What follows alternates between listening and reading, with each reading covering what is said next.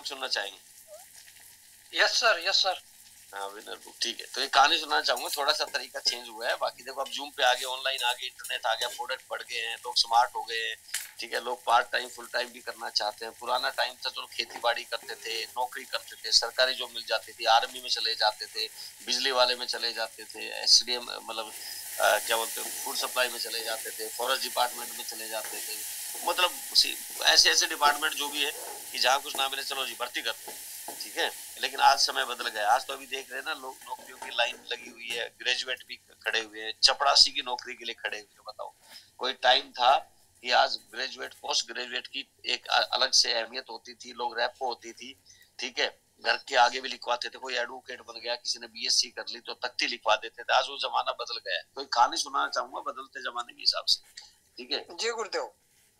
बहुत लोग यहाँ पे हैं, अपने आप को मोटिवेट रखो, पॉजिटिव रखो, लेकिन बदलते समय के हिसाब से अपने आप में बदलाव जरूर लेके आओ। मैं ये कहना चाहूंगा, ये मत सोचो कि मेरे को यार मीटिंग इवेंट में नहीं जाना, जाना पड़ेगा, करना पड़ेगा, ठीक है। सारे फेसबुक ऑनलाइन सब कुछ नहीं होता है, जूम पे सब कुछ नहीं होता है।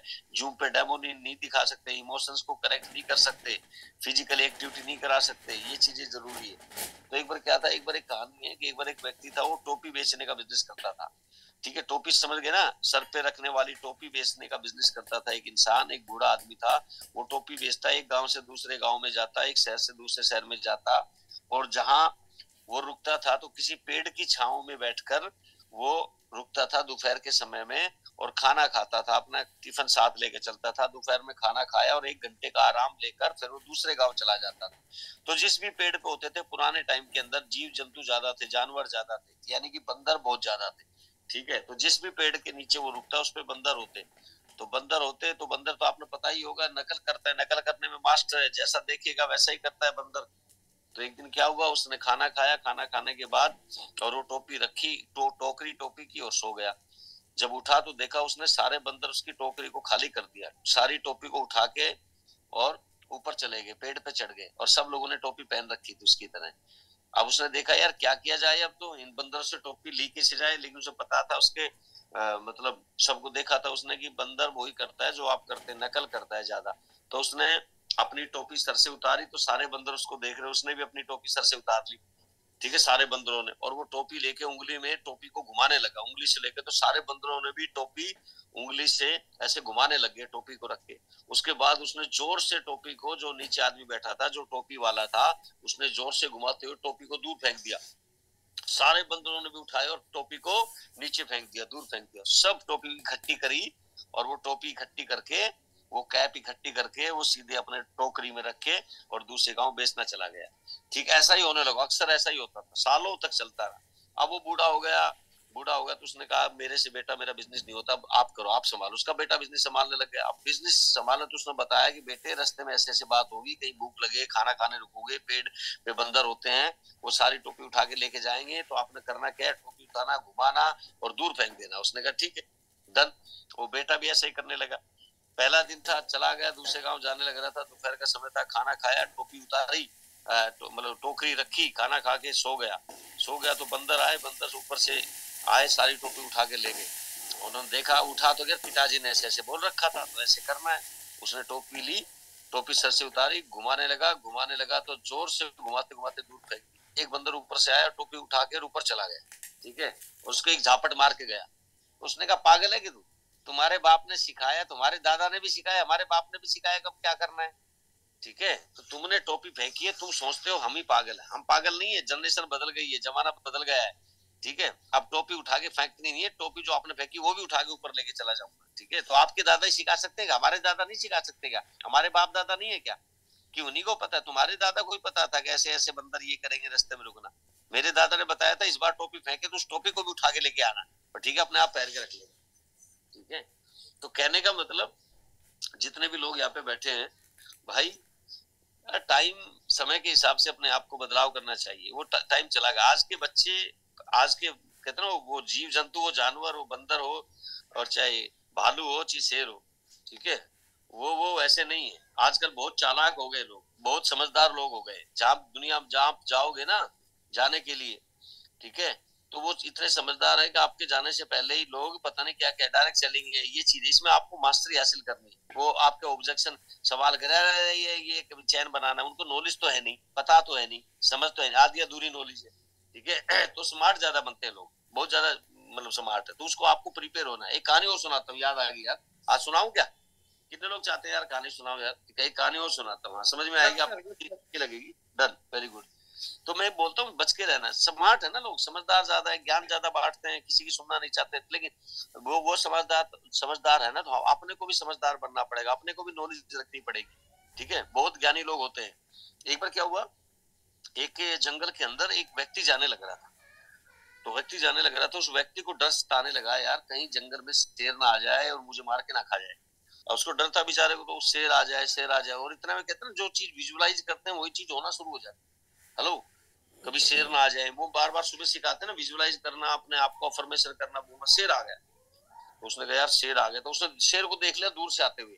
अब उसने क्या कहा, राम शेर आ गया, मेरे मालिक मेरे भगवान, लेकिन कैसे बचूं यार, कुछ युक्ति लगाऊं, योजना बनाऊं, क्या करूं? तो वो पीठ मतलब शेर की तरफ मुंह ना करके, शेर की तरफ पीठ पीछे, मतलब पीठ उल्टे उल्टा खड़ा हुआ, पीठ शेर की तरफ कर ली, और जोर जोर से जब शेर नजदीक आ गया तो जोर जोर से चिल्लाने लग गया, वाह मजा आ गया, आज तो मुझे शेर का मांस खाने में मजा आ गया, पहली बार मैंने शेर का मांस खाया है, और भाई साहब अगर कोई और शेर मुझे मिल जाए तो मुझे आज मजा आ जाए, जिंदगी में पहली बार शेर का मांस मिला है, इतना स्वादिष्ट शेर था कि बस मजा आ गया। अब वो शेर देखने लगा, साले शेर, इंसान शेर का मांस खा रहा है, ये कौन आदमी है, पहली बार सुना है मांस खाते हुए शेर का, और ये कह रहा मजा आ गया। उसने सोचा तेरी इज्जत बेइज्जती का सवाल है, खिसक ले यहाँ से, ये आदमी पता नहीं कौन है जो तेरे को भी खा जाएगा।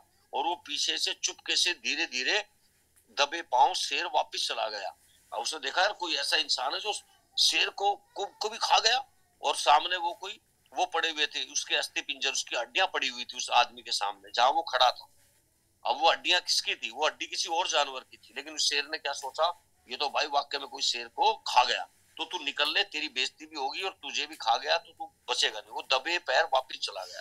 अभी ये घटना एक बंदर देख रहा था ऊपर, गौर से सुनना, ये घटना एक बंदर देख रहा था पेड़ पे बैठे बैठे, उसने देखा अरे इस इंसान ने तो शेर को पागल बना दिया, ठीक है, और मैं इसको छोड़ूंगा नहीं। ऐसे होते ना बहुत सारे हमारे हमारे नेटवर्क, हमारी कंपनियों में।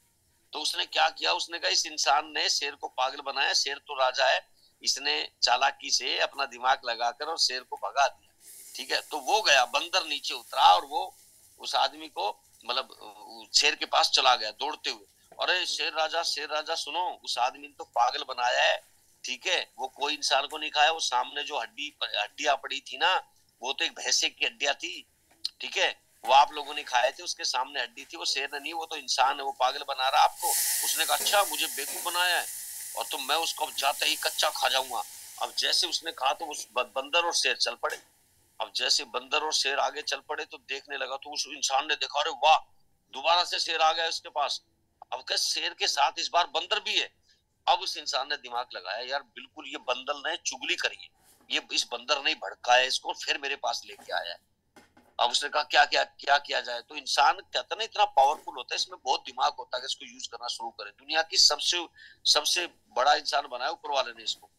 तो उसने क्या किया यार, बंदर शेर को लेके आ रहा, अब तो खाएगा ही। और शेर गुस्से में जैसे आया तो दूर दूर से पीठ पीछे करके फिर वो जोर जोर से चिल्लाने लग गया, अरे कहाँ गया वो बंदर, मर गया, इतनी देर हो गई, मैंने बोला था शेर को बुला के लेके आना है, उसको बहका के लेके आना है, ठीक है, उसको बोला था, बंदर अब तक नहीं आया, शेर को लेकर कहाँ चला गया बंदर, बंदर कहाँ चला? वो जोर जोर से चिल्लाने लग गया कि बंदर कहाँ चला गया। और शेर ने सुना, शेर सोचा साले बंदर, अरे पागल, तू मुझे ही फंसा रहा है, इस आदमी के चक्कर में मुझे लेके आ रहा है, बहाना बनाकर मुझे इस आदमी से मरवाना चाहता है।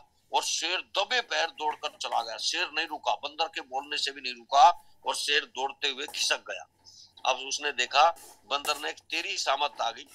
अब इंसान ने उसकी तरफ देखा, उसने कहा बंदर ने कि कोई नहीं, मुझसे गलती होगी, मैं नहीं करूंगा, मैं उसको बहकाने के चक्कर में आया था, लेकिन आप तो इतने समझदार निकले कि आपने जोर जोर से चिल्लाना शुरू कर दिया कि बंदर कहाँ चला गया, शेर को बहकाने के लिए मैंने बोला था कि मेरे पास लेके आना, मैं उसको कच्चा खा जाऊंगा, और आपने ये टेक्निक आपकी काम कर गई। वाकई में दुनिया में सबसे ज्यादा आप हैं, आपका दिमाग सबसे पावरफुल है, आप सभी जानवरों से, सब इंसानों, मतलब सब लोगों से आप बहुत आगे हैं।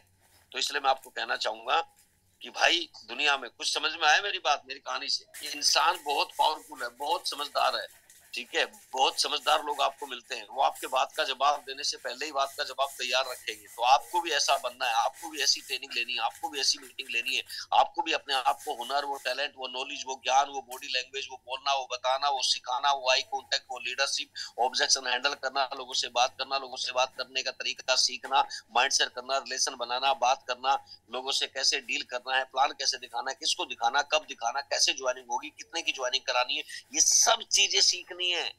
कहते ना मेरे भी दिमाग में 25 सालों से भरा पड़ा एक एक चीज, कब कौन सा कैसे किससे कब बात करनी, इतनी सेंस है। सामने वाला डॉक्टर है, इंजीनियर है, उसकी नीड क्या है, जरूरत क्या है, भिखारी है, ठीक है, स्टूडेंट है, क्या बोलना है, कौन सा प्लान दिखाना है, कैसे शुरुआत करनी, कब करनी, ये सब चीजें इस दिमाग में भर गई है, ठीक है। तो इसलिए कह रहा हूँ भाई, सीखना जरूरी है, बगैर सीखे कुछ नहीं होता, ठीक है। और ये दिमाग, ये कई बार लोग आते हैं ना, बहुत लोग है, एक कहानी और सुनाता हूँ, याद आ गई, सुनाऊं क्या एक कहानी? बहुत सारे लोग का कहानियों का ही बिजनेस है। संजय जी कहानी यस सुना। सर, यस सर, यस हाँ सर। ठीक है, सुनाता हूँ। जैसा जैसा आप करते हो ना, वैसे ही आपकी टीम करती है। आज बात सुन लेना, ठीक है, क्योंकि आप जो करोगे, एक बार होता क्या है, बहुत सारे लोग ऐसे हैं